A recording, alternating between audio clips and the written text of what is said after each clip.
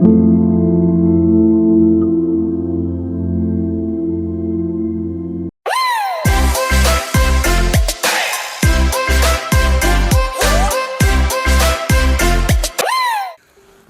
മിശിഹായ്ക്ക് സ്തുതിയായിരിക്കട്ടെ.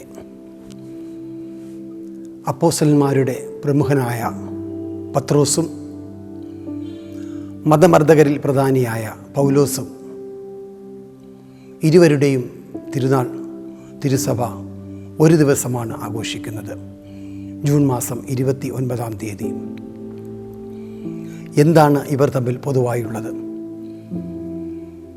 ശിമയോൻ പത്രോസ് ശിഷ്യരിൽ പ്രമുഖൻ, ശിഷ്യഗണത്തിൻ്റെ നേതാവ്. എന്നാൽ പൗലോസാകട്ടെ ഗ്രീക്ക് നഗരമായ താർസൂസിൽ ജനിച്ച ഒരു റോമൻ പൗരൻ, തികഞ്ഞ മതപണ്ഡിതൻ, സഞ്ചാരി, എല്ലാറ്റിനുമുപരി യാഥാസ്ഥികനായ ഒരു യഹൂദൻ. രണ്ട് വ്യത്യസ്ത വ്യക്തിത്വങ്ങൾ, ജീവിത രീതി, കുടുംബ പാരമ്പര്യം. എന്നെ അനുഗമിക്കുവിൻ, ഞാൻ നിങ്ങളെ മനുഷ്യരെ പിടിക്കുന്നവരാക്കാം എന്ന യേശുവിൻ്റെ വാക്ക് കേട്ട് ക്രിസ്തുവിനെ അനുഗമിച്ച പത്രോസ്, എന്നാൽ തൻ്റെ ജീവിതയാത്രയിൽ 3 പ്രാവശ്യം ക്രിസ്തുവിനെ പത്രോസ് തള്ളി പറയുന്നു. എന്നാൽ ക്രിസ്തുവാകട്ടെ അവനോട് ക്ഷമിക്കുകയും അവനെ തന്നോട് ചേർത്ത് നിർത്തി തൻ്റെ അജഗണത്തിൻ്റെ താക്കോൽ അവനെ ഫലമേൽപ്പിക്കുകയും ചെയ്തു. എന്നാൽ പൗലോസാകട്ടെ ക്രിസ്തു വിശ്വാസികളെ തെരഞ്ഞുപിടിച്ച് ആക്രമിക്കുന്നവനായിരുന്നു. ക്രിസ്ത്യാനികളെ ഉന്മൂലനം ചെയ്യുവാനുള്ള ദമാസ്കസിലേക്കുള്ള തൻ്റെ യാത്രയിൽ അവൻ്റെ കണ്ണിൽ അന്ധത വ്യാപിക്കുകയും ലോകത്തിൻ്റെ പ്രകാശമായ ക്രിസ്തുവിനെ അവൻ തിരിച്ചറിയുകയും അങ്ങനെ സാവൂളിൽ നിന്നും പൗലോസായി അവൻ രൂപാന്തരം പ്രാപിക്കുകയും ചെയ്തു. ക്രിസ്തു ഇവർ രണ്ടുപേരെയും പ്രത്യേകമായി തിരഞ്ഞെടുത്ത് എന്ന് വേണം നമ്മൾ അനുമാനിക്കാൻ.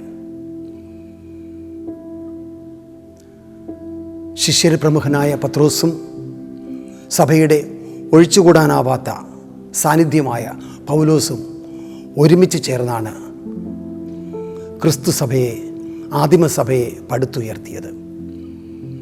തൻ്റെ പ്രസംഗങ്ങളിലൂടെയും പ്രബോധനങ്ങളിലൂടെയും എഴുത്തുകളിലൂടെയും ഒക്കെ അവർ ക്രിസ്തു സന്ദേശം ലോകത്തെ അറിയിച്ചു, ജനങ്ങളെ മാനസാന്തരപ്പെടുത്തി, വിജാതീയരെ ക്രിസ്തുവിലേക്ക് ആനയിച്ചു. രക്ഷയുടെ അടയാളമായ ക്രൈസ്തവ വിശ്വാസത്തെ ലോകത്തിൻ്റെ നെറുകയിൽ അവർ എത്തിച്ചു. ഇവർ രണ്ടുപേരും ഹെറോദോസിന് ഭരണകാലത്ത് തടവറയിൽ അകപ്പെട്ടുവെങ്കിലും മോചിതരായി.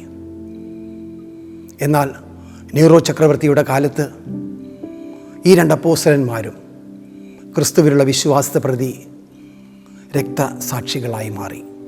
സഭയുടെ ഏറ്റവും വലിയ വിശുദ്ധരായി, സഭയുടെ നെടും തൂണായി. ഈ അപ്പോസ്തലന്മാരുടെ ക്രിസ്തുവിലുള്ള വിശ്വാസം നമുക്കും പ്രചോദനമാകട്ടെ. നമ്മുടെ ജീവിതത്തിലെ പ്രശ്നങ്ങളിലും പ്രയാസങ്ങളിലും പ്രതിസന്ധികളിലും ക്രിസ്തുവിലുള്ള അടിയുറച്ച വിശ്വാസത്തിൽ ആഴപ്പെടുവാനും ജീവിക്കുവാനും പ്രഘോഷിക്കുവാനും ഈ വിശുദ്ധരുടെ മാധ്യസ്ഥം നമുക്ക് തുണയാകട്ടെ എന്ന് ആശംസിക്കുന്നു, പ്രാർത്ഥിക്കുന്നു. ആമേൻ.